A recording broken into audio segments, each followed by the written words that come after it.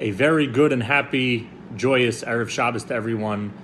I would like to share a Dvar Torah, a word on this week's Parsha, which coincidentally also happens to be the birthday of my dear father, Rabbi Giter, on Hey Iyar.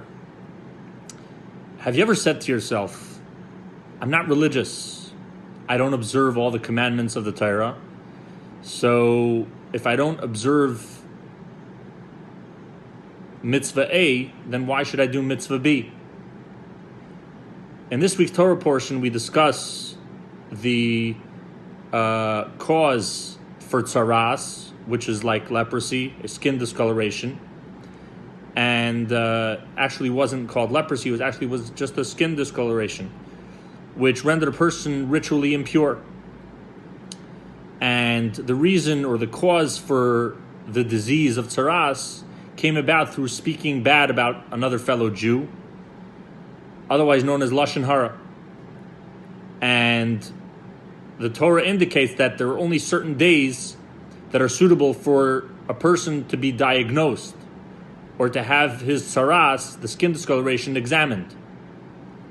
And there are days which the observance of other mitzvahs takes precedence.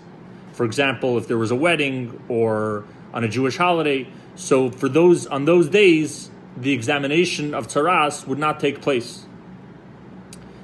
And what's interesting is that, or the question really that jumps out is, seemingly a person is afflicted with tzaras was because he did something wrong. He did something that was against what the Torah says. And still we say that a person should observe the other mitzvah, whether it's a Jewish holiday or a wedding, rather than getting examined for tzaras. So we see here very, very clearly that if a person did something that was undesirable, in this case speaking bad about another fellow Jew, still he needs to do and observe the other mitzvah, even though he's not pure. And this really is the lesson that I take from my father's life on this very special day when we celebrate his birthday. And even though he's not here, but still there is a powerful impact that my father had on this world. And on his birthday, we celebrate that. We celebrate all the good things and the powerful impact that my father had in this world. And one thing I would say is, this is the way my father lived. He didn't look at whatever shortcomings he may have had or shortcomings that he thought maybe, he's not perfect in this thing or he's not perfect in that thing, but he did everything he could in that specific moment, whatever the moment called for. And this is really the lesson that I take from my father's life. He was teaching a person about observing mitzvahs. If a person wasn't holding at the level where he thought he can observe all the mitzvahs, still, if there was a mitzvah that he was able to observe, go ahead and observe it. And my father encouraged that person and empowered that person in order to be the best Jew that he can be at that moment.